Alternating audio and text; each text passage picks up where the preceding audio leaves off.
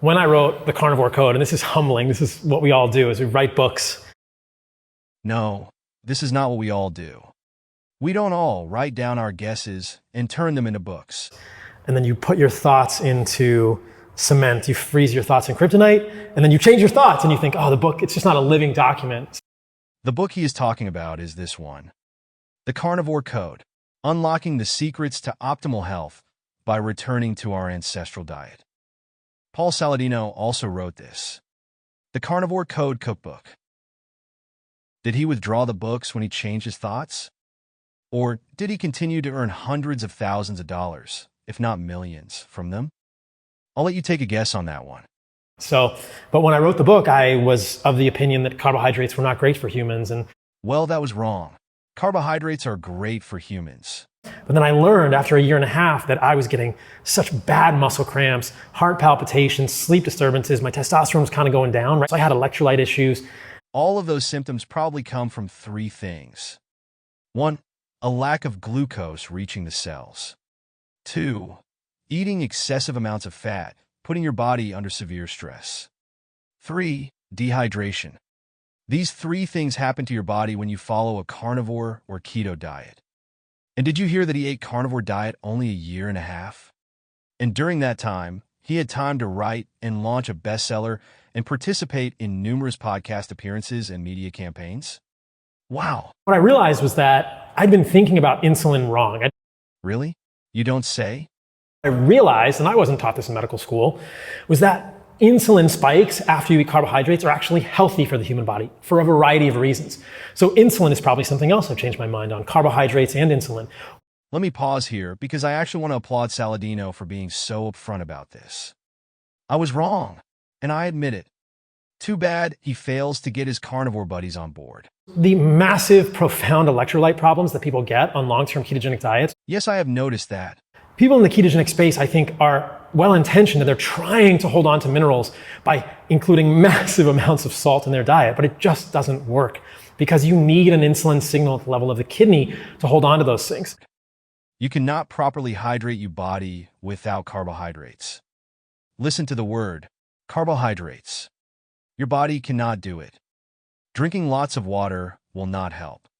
Adding salt and electrolytes can actually dehydrate you even worse. Would you drink water from the ocean if you were stranded on an island? Please take care of your body and give it what it needs. You know, if I eat honey today or a few years ago after I had adjusted to having the carbohydrates back in my diet, my blood sugar might go 130, 140, 150 milligrams per deciliter, but I don't worry about that because if you look at the actual shape of that curve, it comes back down to a baseline very quickly, within the hour for sure. So this is normal human physiology, and we should not fear glucose spikes in a metabolically healthy individual. It's going to go up, it's going to come back down. That's normal, and that insulin signaling is healthy for humans at so many levels. It's healthy for our hormones, it's healthy for our brains, it's healthy for the production of glutathione and the resorption of minerals. So, yeah, now he gets it. Congratulations, Paul. So people in communities that are fearful of carbohydrates will say, look at how much insulin you're getting. And that's good. You need that. And so people understand this also, like when you don't eat carbohydrates, you become insulin resistant. That is a fact. That's what you see in people who are low carb or zero carb or keto. And that's why the first time someone like that eats carbohydrates, they may feel very strange or the blood sugar may go up. And what conclusion has he drawn about the fact that keto followers develop insulin resistance? I actually have come to believe that's not a good thing. I don't think we want to be physiologically insulin resistant. It is a historically, evolutionarily adaptive thing for extreme situations, but I think that humans do better. And I've come to see carbohydrates as a signal of abundance. I mean, if you go to spend time with the Hadza or the Maasai or the Samburu or the Khoisan, I mean, these tribes invariably seek carbohydrates and they celebrate it. Yes, humans seek carbohydrates for very good reasons. They don't think, oh, I've had 100 carbs today already, I'm not going to eat this. When I was with the Hadza, we found a beehive and they just went off on this thing. I mean, I got a big chunk of beehive and ate it with the larva in there and the honey, and it's amazing. And the three Hadza guys that I was with were probably ate 60, 70% of the honey in this hive and then shared a little bit with their comrades when they came back. Say, hey, we found a hive, here's a small amount for you guys. But they'd eaten a ton of this stuff. He's talking about the Hadza tribe. The Hadza are a nomadic hunter-gatherer tribe living in Tanzania. Carnivore loves to highlight the hadza.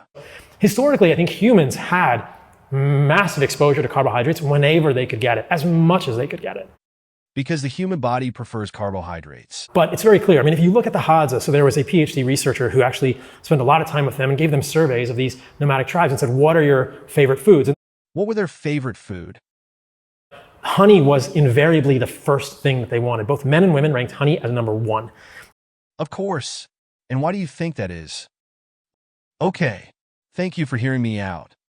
This was my commentary on Thomas DeLauer's video, Why Paul Saladino Quit Carnivore and Now Eats 300 Grams of Carbs Per Day. I appreciate the new subscribers and all the likes and comments.